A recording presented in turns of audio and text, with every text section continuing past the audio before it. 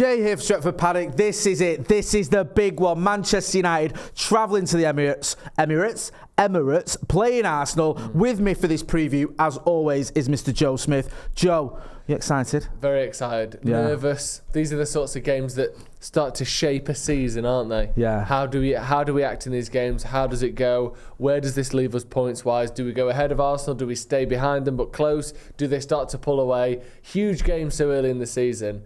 Very nervous, very excited. Yeah, it's what adds to the nervousness is our woeful away form, which we will get to in a minute. Don't you worry about that. Make sure you're getting involved in the comments and hitting that subscribe button. If Manchester United are going to have any success in this game, I feel it's up to the man who scored an absolute wonder goal at the Emirates last season, Marcus Rashford, to step up a little bit, because he's not quite got going this season, has it? How do you assess Marcus's start so far? Because he was our top scorer last season, won Fans Player of the Year. He's someone you look to in your big games, and we need him. Yeah, first couple of games I thought he was pretty non-existent, really, down the middle. Missed a couple of chances, so maybe not fully non-existent, but the one against Tottenham in particular, the header, should have done better with that, headed it over the bar. But then I thought, we always said that he's playing as a number 9 and he's not a number 9. And once he gets back on the left wing, I think we'll see a better version of him. And then he goes out and plays at the left wing against Forest and is much better, was involved heavily in all 3 goals. Won the penalty for one, got the assist directly for the other, and then I can't even remember. Put the ball into Bruno. That was the best ball. That was the best part of that move. Was his little ball. That was what sliced the defence wide open. So he was massively involved in all 3. Got an assist. I would say he got 2 assists. If you get fouled for a penalty, I think that should be an assist, and some sites count it and some don't. But to me, he had a much better game and did the Marcus Rashford thing of, you know, maybe he isn't involved every single second, but you come away from the game, 90 minutes have been played, and you go, bloody hell, he's got 2 goals and he made the 3rd goal. 2 assists and made the 3rd goal. That's just what he does. It's goals and assists all the time with him. So as long as he stays on the left-hand side, he's bound to get a minimum of 15 goals and 10 assists this season, because he just does every year, every time. Like 4 out of the last 5 years, he's got 20 goals for United. So 3 of the last 4 years, he's got 20 plus goals for United. Typically, if he's in a team that's doing relatively well and he doesn't have big injuries, he will get you 20 goals. So play him in his position that he's good at. I think he deserves that now. He's coming into his mid-20s. He deserves to be played on the left wing week in, week out when he's fit, rather than, we need someone on the right, go over there. We need someone up front, play there. He's probably one of our most crucial players.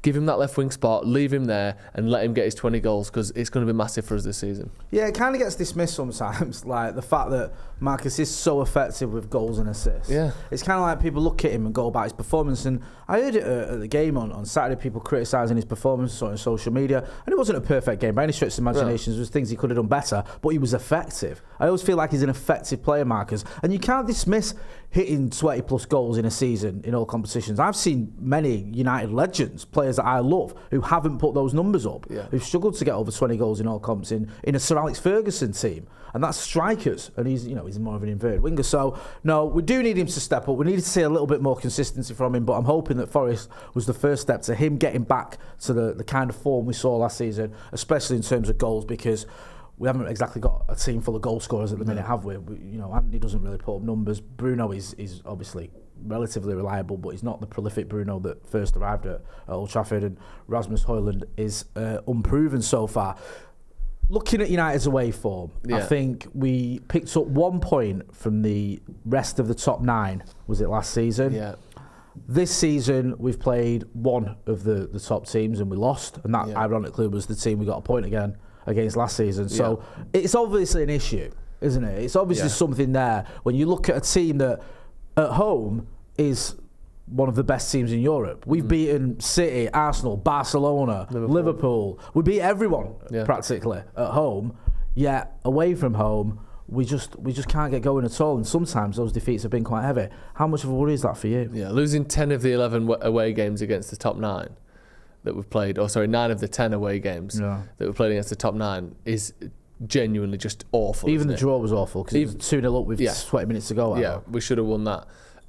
It's almost bizarre, actually. It's almost like it doesn't really make sense, because you think even just rolling the dice, 2, 3 out of 10 would win, and then maybe another draw, and then maybe even 4 or 5 losses. Like, But to lose 9 out of the 10 is terrible. It really is terrible. So I don't know. I can't really explain it. It must be partly mental. I know we spoke to Kev Campbell about it, and he was saying how he thinks it's a mixture of, just a mentality thing, and once you sort of lose your head, then things can go badly wrong. But I just think maybe we just need one to sort of snap them out of it, because the players will know it. The players will know about these records, and they might not go on social media as much as we do, but they see these things. You see them in interviews, and they reference things and tweets and bits and bobs. So we know that it exists. They will know that they've had a terrible record against the top teams away from home, and maybe that's playing on their minds a little bit now. But let's get a win or a draw or something against Arsenal as a way to sort of snap them out of it. Because also,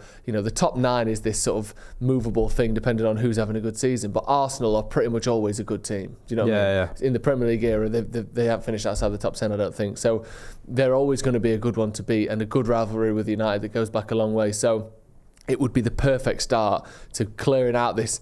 It is a weird record, isn't it? It's sort of shockingly bad. 1 point from it's possible bizarre. 30 yeah. is awful. Horrendous. And in those results, there's a 6-3 at the Etihad and a game at Anfield, which I'm not going to repeat, but we all know what happened there. And also, you've got to throw Brentford away. There's games where the performances and the results have been absolutely horrendous, terrifying. Yeah, it's like, what? I couldn't even imagine something like that a couple of seasons ago, and yet we've seen it. So yeah, it is something that there's 2 things with that. One, Erik ten Hag has to fix that. Yeah. It can't continue, as it'll undo his career. Yeah. It will undo his time at United if he keeps this happening. But the second part of that is, I think he will fix it. Yeah. So I'm not getting carried away and going, well, this is it, Erik ten Hag's going to be done at United. He'll fix this problem, but he needs to do it sooner rather than later, because it's just, as a fan, there's nothing worse than watching your rivals continually beat you. No. It's all very well and good picking up the points against Fulham or Watford or whatever. I don't know that not anymore, but you know what I mean, like the lower teams, Sheffield United, whoever. Yeah. But when you keep going to your big rivals and losing, and sometimes losing badly, it's just so deflating. But Arsenal is one of those games where if you get a result against them, it's almost like the online derby, innit? It feels like it's the 2 biggest clubs represented online who make the most noise when something happens. So if we win, you're never going to end of it from United fans and Arsenal fans having a meltdown, and vice versa. With all that being said, give us your predicted 11 for this game. Yeah, I think we're kind of squashed into a relatively tight mould of who's available at the minute. So to be honest, unless Cucurella or whoever comes in between now and midday on Friday, I don't see how the defence could be anything other than Onana, Wan-Bissaka, Lindelof, Martinez and Dalot. Is there anyone? I don't know. We'll get to your team obviously, but that seems pretty much set to me. Varane's out, Shaw and Malacia are out. Who else can play? I don't think he's going to favour Maguire over Lindelof. We've seen that this season, so I think that picks itself. Midfield 3, there was a bit of a question over Eriksen, and maybe we need someone in McTominay with a bit more legs, a bit more physical, but I've seen it too many times where McTominay in these big games, what you gain in sort of legs and athleticism, you lack in control and the ability to play the ball through the lines and the ability to keep possession. So it's what's the trade-off? What trade-off do you want here? I think he'll prefer the idea of Eriksen being able to break the team down and actually be more of an offensive threat and have that sort of defensive positioning, even if he's not as mobile and he doesn't have the sort of athleticism and legs of McTominay. And then the front 3, I'm being slightly optimistic, but certainly Rashford and Antony. I thought Antony had by far his best game against Forest of the season so far. It was the first time he's looked anything like dangerous. He was going past his man. The one where he went down onto his right foot, squared it to Bruno, and Bruno really should have scored. I thought that's something new from Antony. He's trying something. He's going past his man. He's using his right foot. I thought he looked very good against Forest, or certainly much better. So I think he would start on that side. Like we said before, Rashford has to start on the left. And because of that, I've gone Hojlund down the middle. I think we've not seen anything from Anthony Martial in 12 months minimum, maybe longer now, that suggests he's an any better player than taking a risk on Hojlund. I don't see what evidence we have to suggest there's much left in Anthony Martial. Really, he doesn't look like the pace isn't there. He gets the ball stuck under his feet. His finishing's not been good enough. He's not like turning up well with tap-ins. He's just not doing anything. So I would risk Hojlund if he's fit, and he's been training all week, so he must be close to being fit. I'd give him a go and hope you get that extra sort of it's your debut boost that we've seen from so many players in the past. And I mean, Anthony being a perfect example in the home version of this fixture last year, got the goal, didn't he? So that's my team, and I'd be shocked if you've got many changes to that, because a lot of them, due to injury, we're kind of stuck, aren't we, really? Yeah, no, 100% spot on. If you look at mine, it's very, very similar for the reasons you said. Yeah. And the only reason I've gone with Scott McTominay is I do think Eriksen sometimes in that midfield, especially away from home, it passes him by. Yeah. And sometimes as well, when you're away from home at one of the bigger clubs, they're getting at you a lot. They're driving forward. Now, McTominay, I'm not his biggest fan. I think he's okay. But he will at least stick a foot in more than Eriksen will. Yeah. I understand all your points, but I've seen it a few times away from home where the game's just passed Eriksen by. It has. It's just, he's not been involved. He's not done the things that you want him to do. And sometimes you just want someone who'll do a tactical foul or just get stuck in. And yes, it should be more than that. And I think that's why Scott McTominay isn't a regular starter, because he doesn't have much more than that. But he can do those little things. And I think we might need that just little bit more physicality in that midfield. We know that Arsenal can be a physical team. You know, the likes of Thomas Partey, the likes of Declan Rice, the physical players. And I don't want to just leave it all up to Bruno and Casemiro. I'd like to see someone who can at the very least, get stuck in. Yeah. So I'm not going to cry if Christian Eriksen starts. I could see that, though, to be honest. Yeah. But I think Erik Ten Hag, when he looks at this, because this is a predicted, not a preferred 11, I think he'll just favour what Scott McTominay has to offer in terms of a bit of grit over the class of Christian Eriksen. By all means, though, get involved in the comments and let us know, do you think myself or Joe are right? And also, do you agree with both of us? Because, or either of us, sorry, because we've said we've gone with the same front three. We think Hojlund's going to start. The Danish national manager sort of gave the game away, didn't he? When he said he'd seen him in training for United, he looked ready. And then he was like, oh, well, look, you know, I mean, he looks like he might play against, I don't know, because he sort of admitted that it looked like he was ready. Yeah. And I think if he is ready, ahead of the international break, play him. Yeah. I'm a big fan of playing your strongest team when they're available rather than bringing players on, chasing the game. I'd rather do that than go, oh, well, if we one goal behind, then we bring on Hojlund. Yes, because that's all he needs. There's a bit more pressure. Yeah. So I'd start him, but by all means, get involved in the comments and the chat and let us know what you think. Arsenal. Yeah.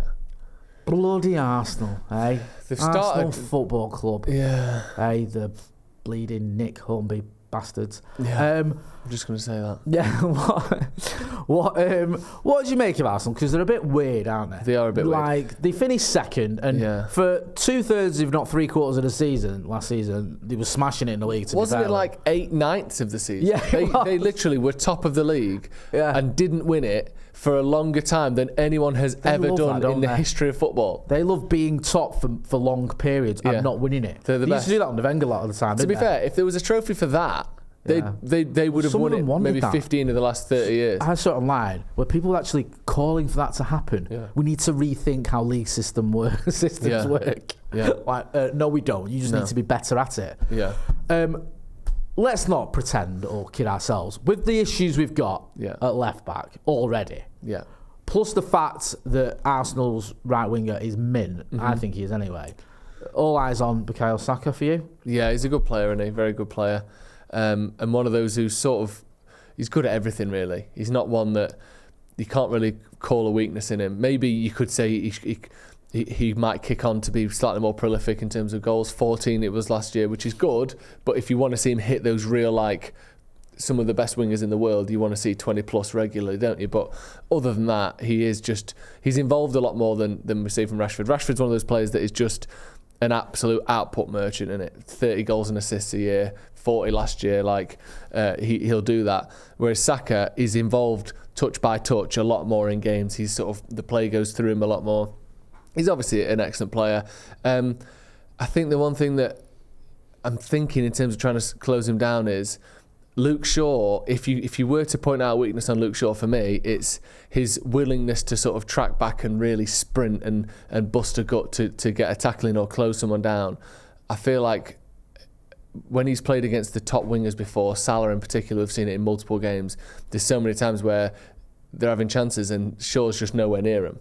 And maybe having Dalot in there, who again isn't the best defensive fullback in the world, but is slightly more willing to really sprint and get into place, maybe will be one small bonus that comes from Shaw being out, because we have seen him caught a few times, but he's just a good player. The thing with Arsenal that worries me about him, and not that I'm worried, but the thing that I think is a weakness, is they're already doing this thing where they're like, hanging on and last minute winners and everything's like nearly. That sort of caught up with them last season. They went through a period of like getting last minute winners week in. And it's like, it's only March. You can't do this for another 2 months. And eventually it caught up with them, didn't it? There was draws and there was late comebacks, but they weren't enough.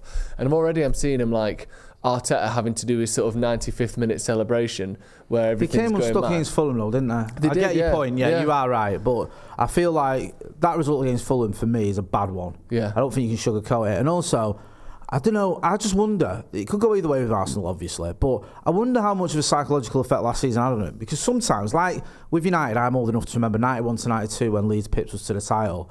That had an effect on the players, and it took us a little while to get going the following season. Then obviously Eric arrived, but those players learned from that. They grew from it, and when it got to the business end of the season, we were in a title challenge again. We kicked on and we won it. I don't know. Sometimes it can go the other way. Sometimes Tottenham, they've had one title challenge really. Fell apart at the end and then never got anywhere remotely close to that sort of level again. So sometimes it can sort of play on your mind, and we had that chance and we blew it, and or when things start going wrong, you think about last season, it's like, oh, it's happening again. So I just wonder, it'll be interesting to see how it pans out this season, because let's face facts, it's horrible to say, but Manchester City aren't going to drop off, so it's up to other teams to step up. With all that being said then, my friend, give us your score prediction. I'm just looking at on the screen there, and it says the last time United won away at the Emirates in the league was December 2017, in which De Gea had the game of his career. That game where he was unstoppable. It takes a lot. Do you think he'll do the same this weekend? I think he might do. Okay. It won't be at the Emirates this time. No, I genuinely don't think they'll score past him this weekend. I'll bet you now they don't. I'll take that bet. Wow. Okay. I bet he's going to struggle there. But I mean, it takes a lot for us to win there in the league. We've really struggled. So I'm going to go with a draw. Typically, I like to predict United win, but I really do think it's going to be a horrible game. They're good. We're bad there.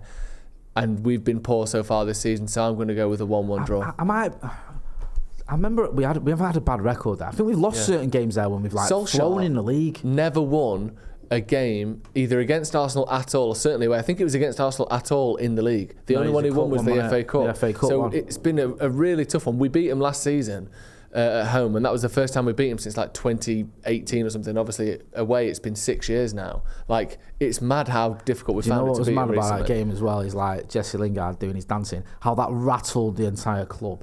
And then it's like whenever they scored, they were dancing, and it's like, it's our dance floor and Unai Emery's dance floor and all that. I was like, oh my God, you've actually lost the plot, because what Jesse Lingard did. Get a grip. Sorry, what did you say? 1-1. 1-1. Yeah, Hojlund. Part of me would take that, to be honest with you. I'd take a draw. I don't think that's a bad result. Listen, we're Manchester United Football Club. All right, go on. We haven't won the Carabao Cup by taking draws. Now, we didn't come third last season by accepting draws. Yeah, that's not what we're about. Yeah? Did we accept a draw when we went away to Tottenham earlier on the season? No. Did we? Exactly. Thank you. Well, it's not a draw. Right? No, you're right, yeah. I'm going to go for a win. I think we're going to finally break this horrible record. Sooner or later, it's got to happen. So if I say it every week, it'll happen at one of them, hopefully. Yeah. So I'll go 2-0 Manchester United. Okay.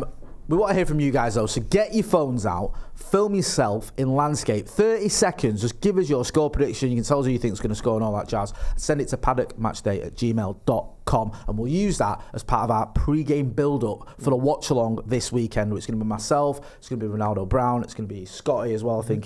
So we're all going to be here, plus we'll get all the post-match reaction from all the usual suspects as well. So make sure you are subscribing to the channel so you don't miss out on that, and send us your score predictions, because it's your channel. Joe, where can people find you? Joe Smith 93 on Instagram and Twitter.